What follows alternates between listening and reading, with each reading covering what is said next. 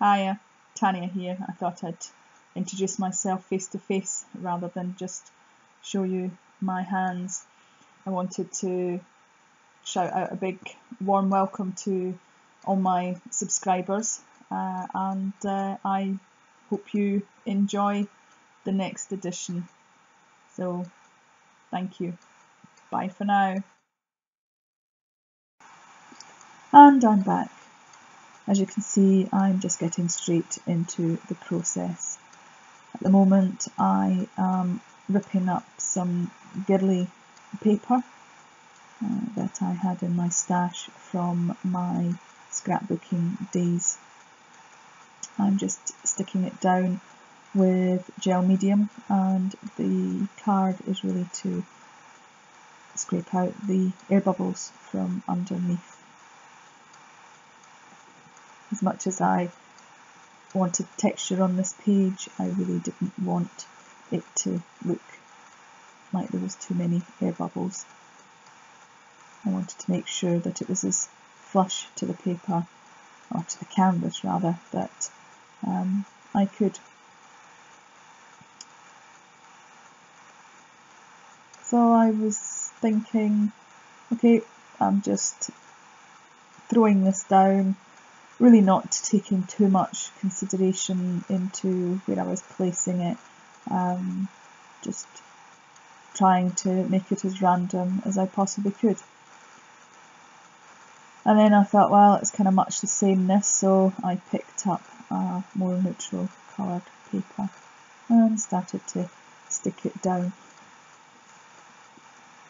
in some of the spaces that were left.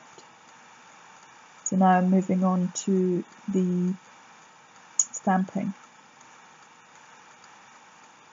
I didn't think this particular stamp was that good at getting the image that I really wanted out of it, but that's fine. I just moved on anyway, and as you just noticed there, the butterfly, I really had to stick twice, and I discovered that it was because I had the layer of paper on top of the canvas made for an even more uneven surface. So now I'm just sticking some paint onto the canvas. I thought I would use my roller to try and get a blend of colours. However, it didn't really quite go according to plan. The white that I had put on with it, I was hoping would mix with the darker purple to make a bit more of a lilac, and mix with the red in order to make a pink. However, that didn't really happen. I'm now going in with a baby wipe, really trying to kind of salvage what was there because it was just too dark. I think I managed to do not too bad a job. And I thought I'll try my stencils. I wasn't really quite liking the sort of stippled effect with the dabber, so I'd used my fingers, but that didn't really work either, so then went back to using the stippled effect and thought, just let it be what it's going to be. Obviously there's been a bit of a period of drying before coming in, and really just using some gesso in order to kind of mark out roughly where I was going to draw in the face. I'd already decided at this point that this particular piece was going to be very folksy, so I wasn't really looking for realistic. I'm now going in with my pastel pencil, as I find that that's really much better than a lead pencil. It rubs out so much easier, and I can just rub it out with my fingers, to be honest.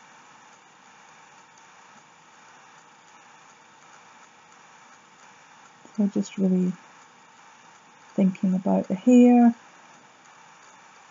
I thought, right, this is going to be a little girl, so I wanted to give her bunches, but then thought, no, she's looking a little bit older than that, so I gave her a single ponytail, but went with a pinafore look with metal buckle and buttons. So now I'm moving on to the face and just really putting down the base colour. I'm sure you don't need me to tell you everything I'm doing, but as I refuse to put music on this, I'm afraid I'm going to have to talk about something. So perhaps maybe I can take this time to really just tell you a little bit about the reasoning behind this painting. This piece of work was actually one of a pair, really. I had been invited to a charity event, which was very local, for childhood cancer, and I thought, well, if I'm going to use my skills, then why not use them for a very good cause? So I contacted the organiser and I emailed a picture of the previous video's results. If you haven't already seen it, if you just look on my YouTube channel, you'll be able to see it was the hashtag Love Summer Art. She was absolutely delighted with the type of work that I did, so I offered to do the pair of paintings. I wanted to do it as a pair because I wanted a boy, I wanted a girl who really represented the innocence, and this particular painting is entitled Hope. So I hope that it does represent the two things, the innocence, the childhood, because it is for childhood cancer. I think as well the butterflies represent hope because they go through transformation. They go into a cocoon and they transform into a butterfly, so it's representative of hope for the future, really. And well, what little girl doesn't like butterflies? And there's certainly lots of pretty colours that can be utilised in butterflies. I've got a really good base, some reasonable shadowing, and I'm still going in and touching up. I've managed to do the top and just going back to work on the eyes, the nose, the chin, the eyebrows, everything really that you can see me doing there. I know at this point I remember being rather annoyed with the stenciling to the left hand side of the girl, just below the butterfly. Really felt that it was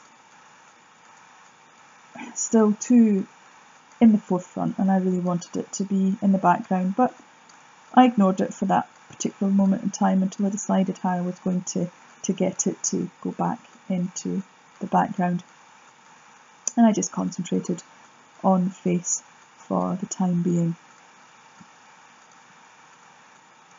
So moving on to the hair, I'm using they're not Gelatos at all, they are Neocolors, and I'm using that with a kind of beige, the same colour as I used for her base foundation, really, of her face. I wanted to go for a kind of straw blonde, and the one thing I did notice is that I hadn't gessoed where I'm doing her ponytail, and I noticed a huge difference in the colours. I'm just painting in the scrunchie now. I thought it'd be nice to actually have it visible. As she's a little girl, I kind of figured that she would be definitely wearing a big scrunchie. So now I'm just trying to do a bit more touching up on the face.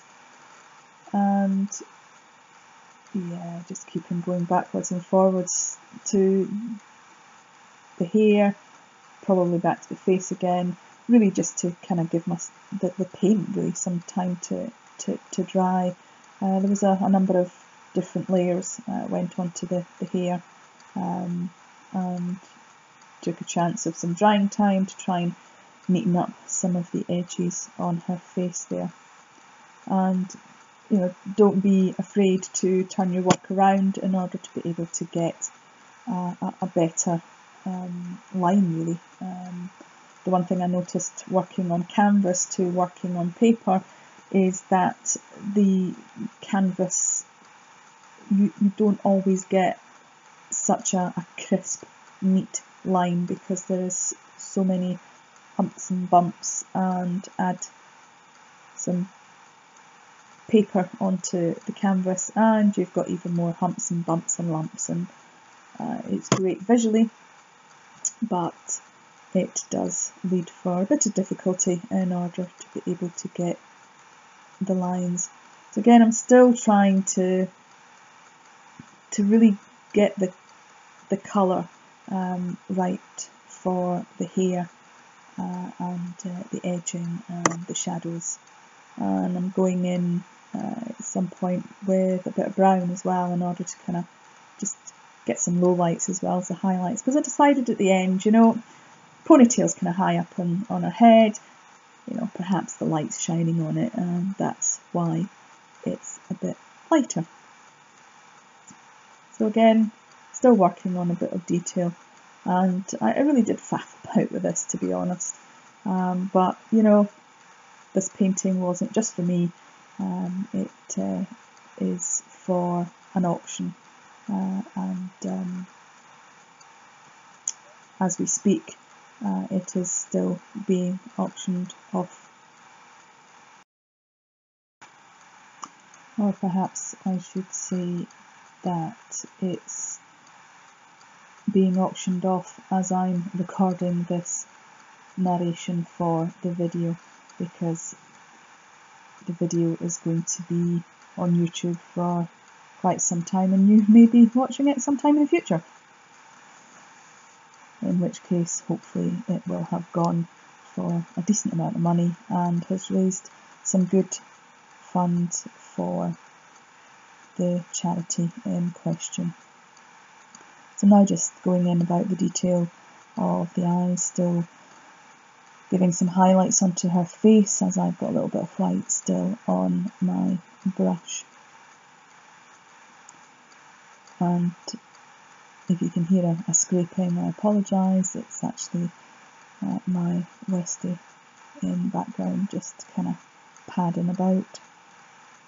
So gone back to kind of making a little bit more of the hair, and decided now that I really want to extend her body down a little bit further, just to be a bit more aesthetically pleasing, and decided I really didn't like the red and wanted to kind of make it a bit more pink. Didn't mind some of the red being left in, but I put in some pink and then there was some paint left over, so I decided that I was going to do a pink surround around the edge, just lighten up the whole picture, because I said right at the very start it was much darker than I had anticipated it to be. So that's what I'm currently doing at the moment. Just lifted up the painting just to make sure that there wasn't any sort of major amount of paint, that it was going to kind of stick to the bottom. I'm now going in with gesso in at her collar to give her the white collar.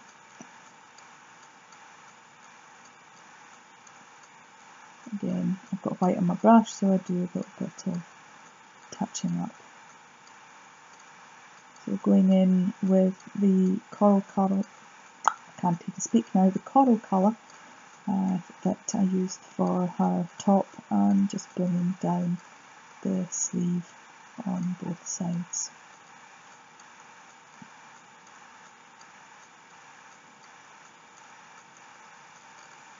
And here I'm going in with the Tim Holtz marker. I wanted a denim look, and I figured that with the moving, I still can't speak, with the fact that the ink can move, I thought maybe I might be able to get more of a kind of washed out denim look for the dress. Or of course it could be dungarees right enough, you can't really see underneath. I'll leave that up to you, what you want to have in your imagination, whether this girl's wearing dungarees or a pinafore. But anyway, I was kind of pleased with the look that the marker gave, and at the moment I'm just putting on a little bit of silver because the buckle and buttons are silver. This is the lace butterfly that I was kind of having a look at, see where I was wanting to position it, and now I'm using some gel medium in order to stick it down. I stuck it down in the wrong place. I kind of thought I'll go with it, and then I thought, nah, I'm not really liking it, so I moved it. It did lift up some of the blue denim, but it really wasn't that noticeable, and the butterfly recovered what had moved anyway, so I left it. And this is where I decide to try and find my glitter gel, because I thought that would be an excellent way to push that bit that I didn't like into the background and bring a little bit of bling. And as you can see, I've managed to get some bling on the butterfly, and I thought, why not just go with it and just add a little bit more glitter. Just scraping the stuff off my palette knife now, and these are letters that I cut out using my Cuttlebug, again from my scrapbooking days. And who knows, perhaps maybe I might go back and do some scrapbooking at some point, but for the time being I'm really enjoying getting back into doing more art rather than scrapbooking. But I guess scrapbooking's an art in itself, but when I talk about art, I'm really meaning more using different mediums, so perhaps I can incorporate some of the scrapbooking skills as well in my mixed media.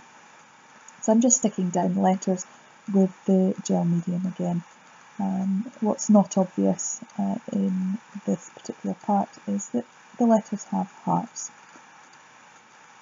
I wanted to put a little bit of colour onto the butterflies, so I thought, right, well, I don't want them to be too stand out, but I need a little bit of colour, so I decided to use the Inktense pencils. And I think that's worked really very well, because the butterflies are really quite colourful, but yet they haven't popped out too much from the canvas. And speaking of popping out, I wanted the letters to pop out a little bit more, so I've gone roundabout with the purple Inktense pencil, and then obviously gone round with the water on a brush in order to activate the colour. And it certainly made the lettering much more visible, really. And I thought, right, well, I want to highlight it, so I got out my white ink and dip pen. So that's what you see me currently doing at the moment. And I do confess that there's a little part that I have left out because I had decided that I would try and put in white ink into the love hearts, but that didn't really show up, so I got out my purple ink and that seemed to work much better, and added a little bit of purple onto the swirl there. So just tidying up a little bit, and you'll see me picking up and putting down the canvas a couple of times. This is really to be able to take a step back and see the finished results. So I'm just really putting the finishing touches on in the form of little white dots to show where the butterflies have been going. So I'd like to take this opportunity now just to say thank you very much for joining me, and I hope you have enjoyed watching the process as much as I have enjoyed doing it. Please feel free to leave a comment and click the thumbs up if you've enjoyed this video. So without much further ado, thank you so very much again for watching, and take care. See ya. Bye.